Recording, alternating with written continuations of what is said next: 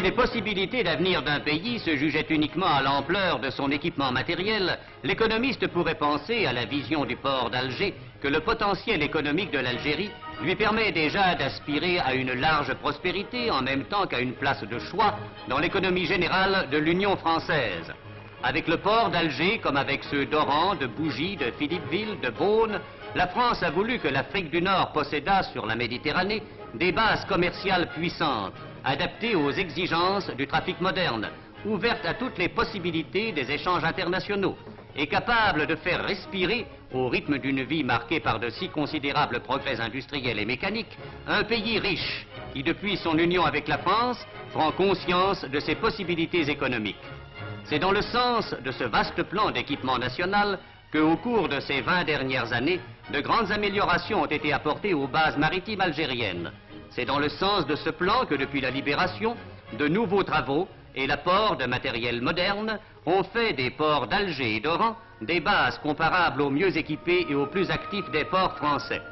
C'est aussi dans le sens de ce plan d'équipement national que l'administration française a réussi à faire continuer et achever, en dépit des difficultés de l'heure, la grande route de rocade que le gouverneur Châtaigneau a inaugurée au bord de Velverte.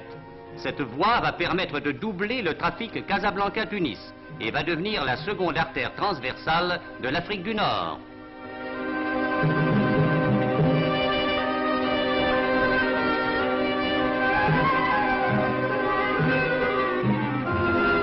C'est encore dans le cadre de ce plan d'équipement national que s'ouvrent les uns après les autres et jusqu'aux lisières du désert des aérodromes qui faciliteront les liaisons rapides à travers toute l'Algérie.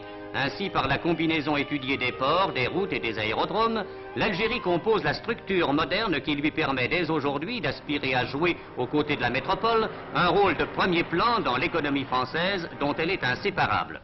Pour jouer ce rôle, il faut à l'Algérie de l'eau. Le problème de l'eau est depuis 100 ans au premier rang des préoccupations de l'Algérie française. Ces dernières années, de magnifiques progrès, rendus possibles par les techniques modernes, ont été accomplis dans ce domaine. Le barrage de Kerrata, dans le Constantinois, sera bientôt la plus grandiose des réalisations de cet ordre. En pleine montagne, son énorme masse de béton retiendra les eaux d'un oued jusqu'ici sauvage pour les rendre productrices. Demain, ces turbines fourniront par millions de kilowatts la force électrique qui fera au loin mouvoir les roues des usines.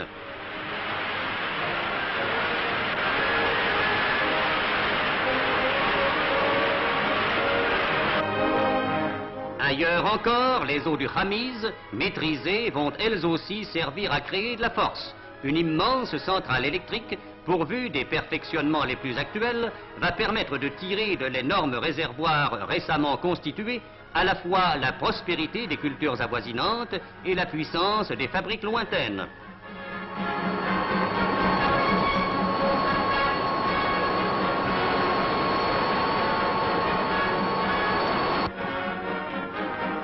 Ces nouveaux apports de force génératrice de travail et de richesse constitués par le réseau de barrages dont l'Algérie a fixé la réalisation sont augmentés par la présence aux confins marocains du bassin houlier de Kenazza, découvert en 1907 et dont l'exploitation, commencée pendant la guerre de 1914 par les chemins de fer algériens, n'a pu être sérieusement menée que depuis 1940.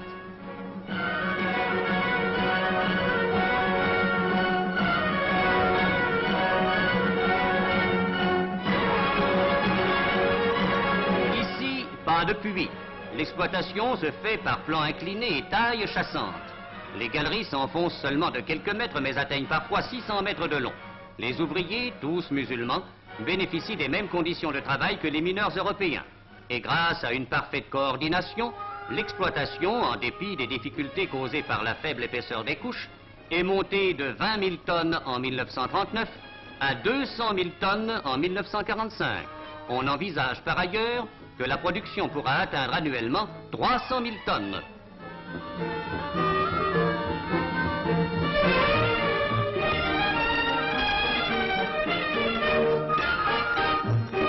L'écoulement de cette production serait assuré si la construction du Méditerranée-Niger était réalisée, car elle permettrait l'alimentation des petites industries de transformation qui se développeraient aux confins algéro-marocains. À l'heure actuelle, le charbon de Kenazza satisfait au tiers des besoins de l'Algérie. Et Kenazza est un symbole, le symbole d'un effort prodigieux nécessité par la guerre et l'isolement de l'Algérie, devenue dans la paix une source de prospérité. Grâce aux forces fournies par les puissances hydroélectriques des barrages et le charbon de Kenazza, des industries sont nées en Algérie. La France y a créé récemment le premier centre d'industrie lourde avec cette tréfilerie-câblerie qui se prépare à assurer la fourniture des fils et des câbles d'acier nécessaires au pays. Cette industrie nouvelle, à l'établissement de laquelle l'administration française a apporté tous ses soins, a été dotée d'un outillage parfaitement apte à la fabrication des câbles de toute grosseur. Grâce à cette usine, l'Algérie pourra bientôt peut-être se passer de l'apport de la métropole en ce qui concerne les câbles métalliques. Et cette tréfilerie est un premier pas vers l'industrialisation algérienne dans le domaine de l'industrie lourde.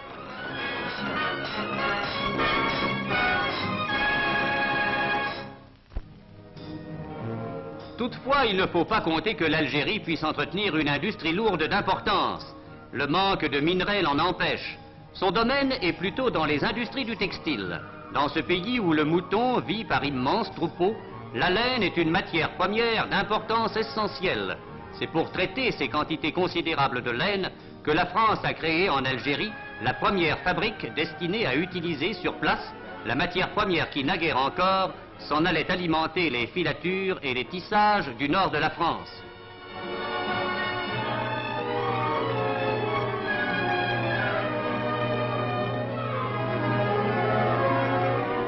À Oran existe depuis 1938 une fabrique qui, sous le contrôle du gouvernement général, opère la transformation de la laine, depuis la toison jusqu'au tissu inclusivement.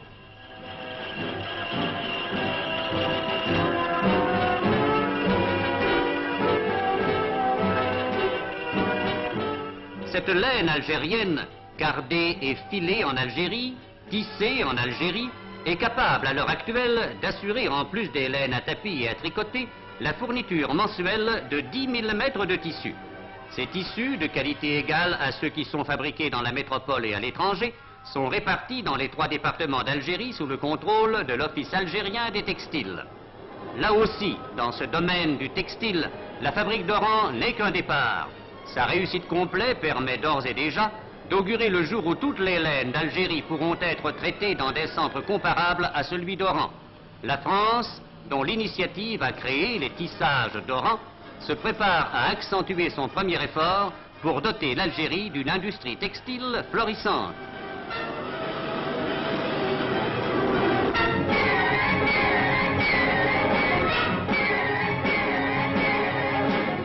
Une autre industrie bien faite pour le pays et dont l'extension apportera à l'Algérie une source de profit considérable est celle de la conserve.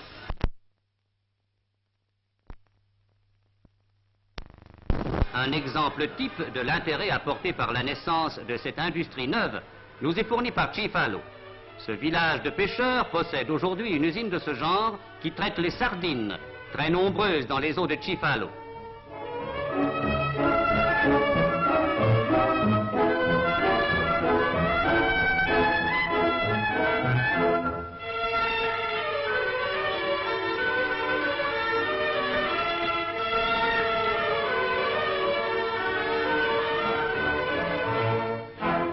Le soleil, grâce au climat, fait ici partie des méthodes employées. C'est un avantage gratuit dont dispose l'Algérie pour l'ajouter aux techniques, aux méthodes et à l'outillage grâce auxquels, bénéficiant de l'expérience acquise par les entreprises françaises du même genre, l'usine de Chifalo parvient à sortir actuellement 35 000 boîtes de sardines par jour.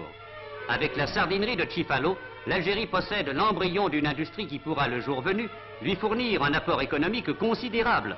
La métropole trouverait là une source de conserve qu'elle est pour l'instant obligée de chercher ailleurs.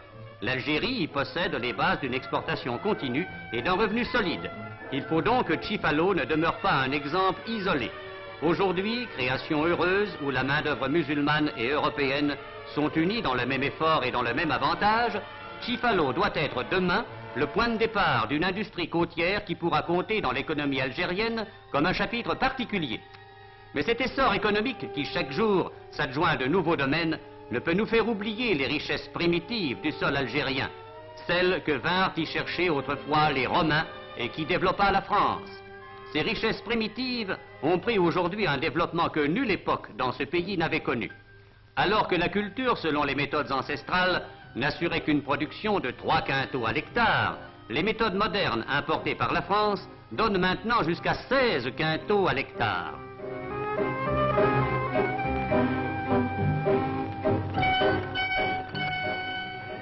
Ce stade de rendement est atteint très généralement dans les grandes exploitations créées depuis un siècle en Algérie et qui comptent parfois 1000 hectares et plus, consacrés uniquement à la culture des céréales et cultivés au moyen du matériel le plus moderne, à l'instar des exploitations canadiennes ou américaines. Ainsi, l'Algérie n'a pas cessé d'être le grenier dont parlaient les civilisations disparues. On peut augurer que la nourriture de la population étant assurée par le sol même, il sera possible d'exporter un surplus qui contribuera à faire de ce pays un pays riche.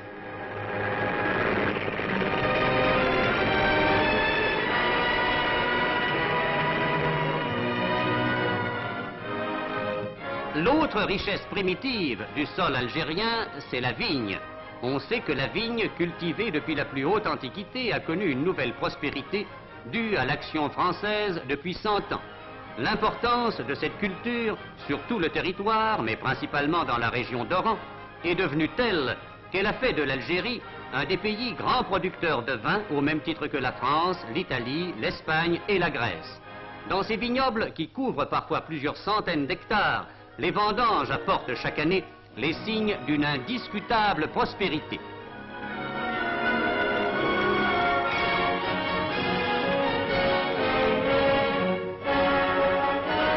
Le raisin algérien, traité dans ses exploitations selon les plus nouvelles techniques et au moyen d'un appareillage comme n'en possèdent pas toutes les grandes exploitations d'Europe, assure chaque année une production d'une vingtaine de millions d'hectolitres, dont une grande partie est destinée à l'exportation.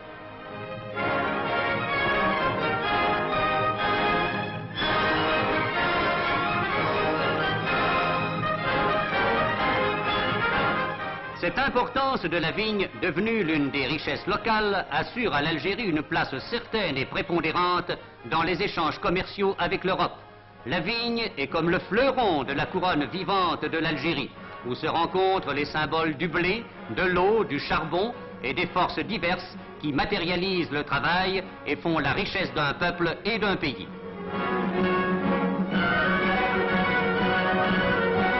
Dans cet essor économique commencé voici un siècle et qui aujourd'hui est parvenu à faire de l'Algérie une terre où les réalisations acquises n'ont pas que leur valeur de réalisation, mais aussi celle d'une promesse d'avenir, la France peut revendiquer hautement l'ampleur de son rôle. Sa récompense est de voir aujourd'hui l'Algérie riche, prospère, heureuse, assurée d'un avenir éclatant.